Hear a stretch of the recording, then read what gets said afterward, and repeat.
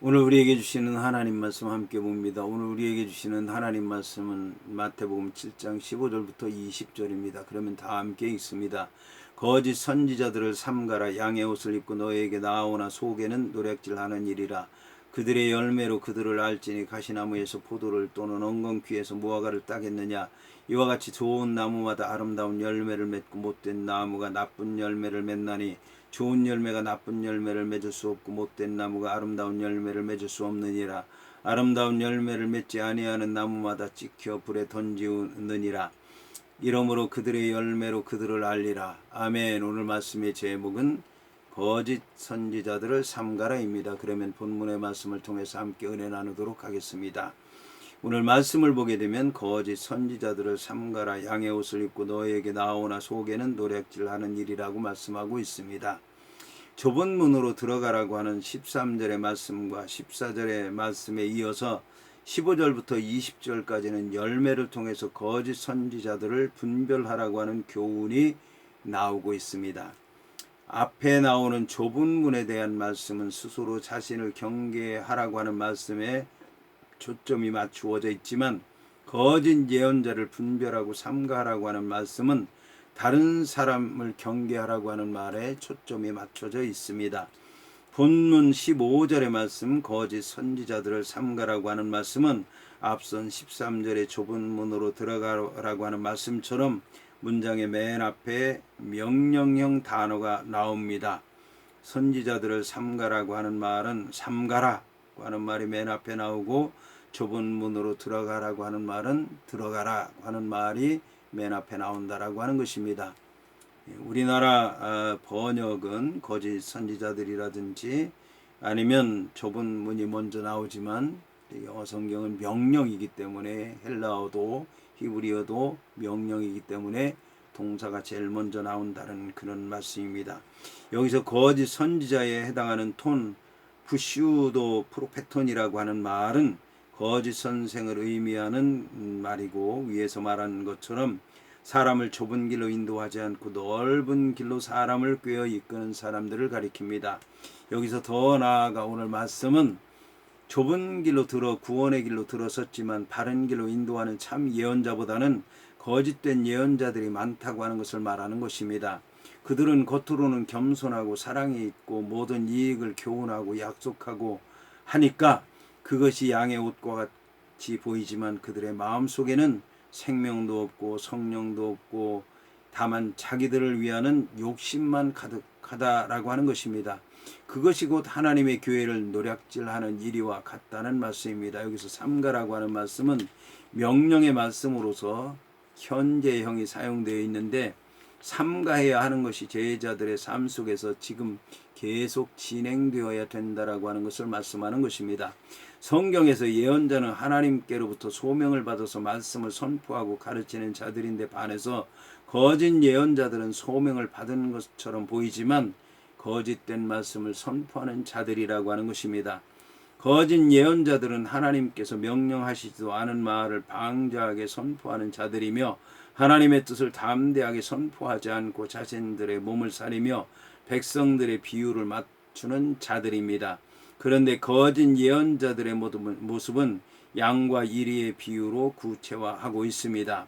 거짓 예언자들은 양의 옷을 입고 있지만 실상은 노략질하는 일이라고 하는 것입니다.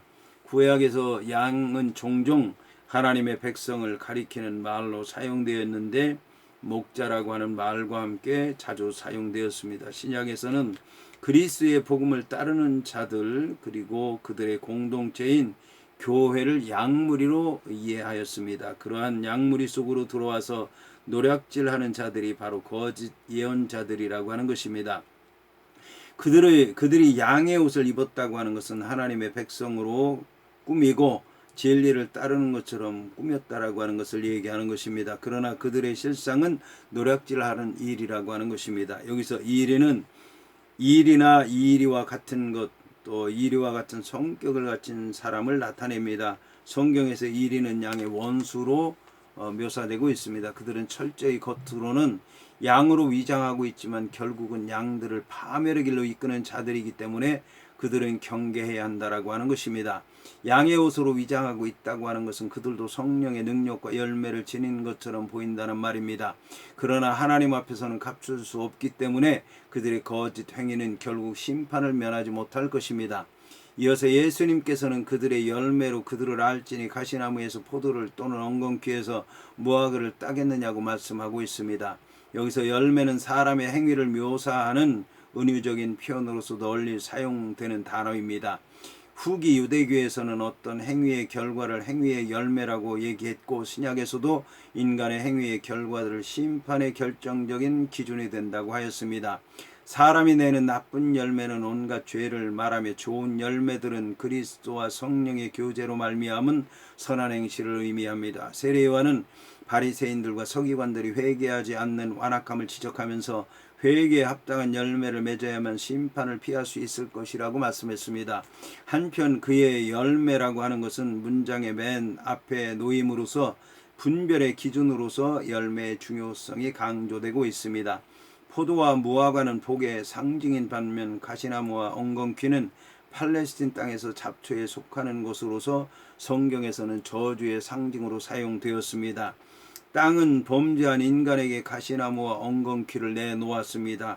그러한 잡초는 식물이 자라는 데 커다란 방해가 되는 것으로서 스스로 열매를 맺지 못할 뿐만 아니라 다른 식물까지도 열매를 맺지 못하도록 방해를 하고 있습니다.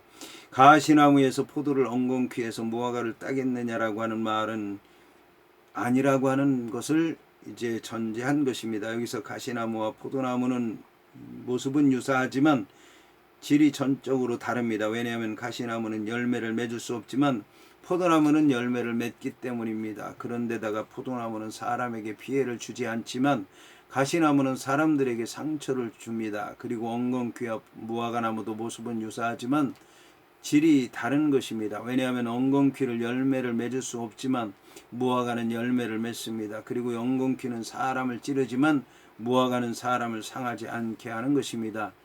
여기서 이제 안다고 하는 뜻을 가진 에피게노세스데라고 하는 말은 알다라고 하는 뜻을 지닌 동사 기노스크라고 하는 말에 에피라고 하는 말이 결합돼서 어떤 것을 충분히 속속들이 자세히 알다라고 하는 뜻을 지니고 있습니다. 이 동사가 미래형으로 사용되었는데 이것은 종말론적인 의미에서 미래를 의미한다고 보기는 어렵습니다. 이 동사가 20절에서는 현재형으로 사용되었고 나중에 바리새인들을 위한 경고에서도 현재형으로 사용되었습니다. 거짓 선지자들의 나쁜 열매는 그들의 행위를 통해서 신실한 그리스도인의 눈에 이제 계속적으로 드러난다라고 하는 사실을 말하는 것입니다. 이어서 예수님께서는 이와 같이 좋은 나무마다 아름다운 열매를 맺고 못된 나무가 나쁜 열매를 맺느니라고 말씀하셨습니다. 포도나무와 무화과나무처럼 좋은 나무는 좋은 열매를 맺지만 가시나 엉겅퀴처럼 나쁜 나무는 나쁜 열매를 맺는 것입니다. 여기서 좋다라고 하는 뜻을 가진 아가도스라고 하는 말과 아름답다고 하는 뜻을 가진 칼로스라고 하는 말은 유사한 의미를 가진 헬라어 단어로서 서로 같은 뜻으로 사용되기도 합니다. 오늘 말씀 칼로스라고 하는 말은 구약을 번역한 70인역에서는 히브리어 야페라고 하는 말과 토브라고 하는 말의 번역으로 사용했습니다. 이 단어는 헬라어에서 올바르고 질서 정연한 것을 나타내며 신약에서는 항상 하나님 나라의 복음을 지향하고 있습니다. 하나님의 사랑과 자비의 행위는 제자들의 선행의 모범으로 제시되었습니다. 하나님께서는 그리스도인들이 선한 행위를 하기를 원하고 계시며 선한 싸움을 싸워 승리하시기를 원하시는 것입니다. 반면에 못되다고 하는 뜻을 가진 사프루스라고 하는 말과 나쁘다고 하는 뜻을 가진 포네로스라고 하는 말은 비슷한 말로서 사프루스라고 하는 말은 원래 썩는 과정과 관련이 있는 단어로서 일반적으로 무익하다, 쓸모없다라고 하는 뜻을 지닙니다. 이 같은 단어의 뜻이 거짓 선지자들에게 적용돼서 그들이 공동체에 아무런 유익을 끼치지 못한다고 하는 것을 얘기하고 있습니다. 한편 포네로스라고 하는 형용사는 70인역 구약의 라라고 하는 말을 번역한 말이고 신약에서는 믿음의 위협이 가해지는 상황, 고통과 괴로움을 일으키는 것, 신체 상태가 나쁜 것, 윤리적인 의미에서 사악한 인격체들, 이런 것들이 사용되었으며 악한 행위에 대해서도 사용되었습니다. 거짓 예언자들은 나쁜 열매를 맺는 못된 나무에 비유되었습니다. 이는 그들의 생각과 행위가 사악해서 하나님 나라에 합당하지 못하기 때문입니다. 좋은 나무마다 선한 열매를 맺는 것은 당연한 이치로서 선한 열매를 맺는다고 하는 것은 하나님의 나라의 의의를 나타내는 삶을 사는 것을 가리킵니다. 그 사람의 본질에 따라 그 행위가 결정되는 것입니다. 예수 그리스도는 거룩하신 하나님께로부터 거룩한 성품을 받으셨기 때문에 그 행위는 거룩하고 선하고 의로웠습니다. 예수님의 제자들은 예수님의 성품을 본받아서 거룩하고 온전하고 의로운 삶을 살 수 있는 것입니다. 하지만 거짓 예언자들은 어둠에 속한 사단의 성품을 받은 자들로서 진리를 왜곡하고 탐심과 우상 숭배, 거짓으로 가득 찬 자들인 것입니다. 그러므로 그들이 내는 열매는 그들의 존재로 보아서 알 수 있는 것입니다. 이어서 예수님께서는 좋은 나무가 나쁜 열매를 맺을 수 없고 못된 나무가 아름다운 열매를 맺을 수 없다고 말씀했습니다. 이것은 나무가 본연의 성품과 체질에 반대되는 열매를 맺는 것이 불가능하다고 하는 것을 말씀하는 것입니다. 따라서 예수님께서 본문을 덧붙여서 말씀하신 것은 일반적으로는 사람들을 비판하고 특별하게는 거짓 선지자들을 비판해야 할 우리의 능력에 보다 큰 확신을 주시기 위해서입니다. 겉으로는 아름답게 꾸민 위장된 삶은 얼마 동안은 가장되어질 수 있습니다. 그러나 그 사람의 속에 자리 잡고 있는 거짓은 그의 행위 속에서 반드시 드러나게 됩니다. 아무리 말과 행동을 조심한다고 해도 결국 그 모든 것은 그 사람의 정체를 폭로시키고 드러내게 하는 것입니다. 그런데 여기서 문제가 되는 것은 나쁜 나무나 좋은 나무는 겉으로 보아 그 좋고 나쁨을 알 수 있지만 거짓 예언자는 겉으로 보아서는 참인지 거짓인지 알 수 없다는 것입니다. 하지만 본문에 의하면 가릴 수 있는 방법이 제시되어 있습니다. 그것은 좋은 나무와 나쁜 나무를 가리기 위해서 나무에 가까이 가봐야 하는 것처럼 참 예언자와 거짓 예언자를 가리기 위해서도 가까이 가봐야 한다는 것입니다. 그러나 두 가지를 구별하는 데 차이가 있는 것은 좋은 나무와 나쁜 나무는 육신적으로 가까이 해야 되겠지만 참 예언자와 거짓 예언자는 하나님의 말씀으로 가까이 해야 되는 것입니다. 이어서 예수님께서는 좋은 열매를 맺지 아니하는 나무마다 지켜불에 던지리우리라고 말씀하셨습니다. 본문에는 진리를 왜곡하는 거짓 예언자들에게 심판이 예고되어 있습니다. 거짓 교훈과 악한 사상의 무리를 하나님께서 반드시 벌하신다는 말씀인 것입니다. 이 세상에는 악한 사상의 소유자들로서 심판받는 일이 많습니다. 그러나 최후 심판이 오기 전에는 이 무리가 다시 일어납니다. 이는 마치 밭에서 잡초를 다 뽑아버려도 얼마 후에 다시 잡초가 나오는 것과 같습니다. 여기서 찍힌다라고 하는 말은 그것이 잘라내어진다라고 하는 뜻입니다. 본문은 신적 수동태입니다. 신적 수동태는 하나님이 주어가 된다는 말씀입니다. 그러니까 찍힌다라고 하는 말은 하나님에 의해서 이루어진다라고 하는 것을 얘기하는 것입니다. 이처럼 하나님이 심판하신다라고 하는 것은 하나님의 말씀과 하나님의 능력과 하나님의 손길을 통해서만 거짓 선지자들을 심판할 수 있다는 것을 말씀하는 것입니다. 그리고 심판이 미래에 있을 사건임에도 불구하고 현재형으로 사용된 것은 악인에 대한 하나님의 심판이 변하지 않는 진리라고 하는 것을 말하는 것이며 심판에 대한 심각성을 보여주는 것이며 마지막 때의 완전한 심판이 이루어지기는 하지만 이미 현재 심판이 시작됐다라고 하는 것을 말씀하는 것입니다. 좋은 나무가 나쁜 열매를 맺을 수 없고 나쁜 나무가 좋은 열매를 맺을 수 없다고 하는 사실을 말하는 본절에서도 현재형이 사용된 것은 그러한 사실이 변하지 않는 불변의 진리라고 하는 것을 말씀하는 것입니다. 여기서 찍힌다라고 하는 말은 나무나 손이나 눈과 같은 것들이 잘라지는 것을 말하는 것입니다. 자, 그리고 던지워진다라고 하는 말도 신적 수동태로서 불에 던지는 분은 하나님이시고 심판은 정해진 것으로서 변하지 않는 불변의 진리라고 하는 것을 말하는 것입니다. 그리고 이와 함께 하나님의 심판이 현재 진행되고 있다고 하는 것을 말하는 것입니다. 나무의 경우는 보이지 않는 뿌리부터, 사람의 경우는 보이지 않는 영혼으로부터 심판이 이미 시작된 것입니다. 그런데 불을 의미하는 피르라고 하는 말은 70인역에서 히브리어의 에쉬라고 하는 말을 번역한 번역어인데, 구약성경에서 불이라고 하는 것은 심판의 형벌을 나타내는 말로 자주 사용되었습니다. 지옥불에 대한 것을 얘기할 때도 신약에 자주 나타납니다. 악인들이 이 땅에서의 삶 이후에 겪게 될 형벌의 고통에 대해서 영원한 불의 형벌로 얘기하고 있는 것입니다. 예수 그리스도 안에 거하지 않는 자들은 열매를 맺을 수 없으며 밖에 내다 버려져 결국은 불에 던져지게 될 것입니다. 오직 하나님의 은총에 거하면서 그의 말씀에 의지하면서 순종하는 자들만이 심판을 면하고 구원을 받고 영원한 생명을 누리게 될 것입니다. 이어서 예수님께서는 이러므로 그들의 열매로 그들을 알리라고 말씀하셨습니다.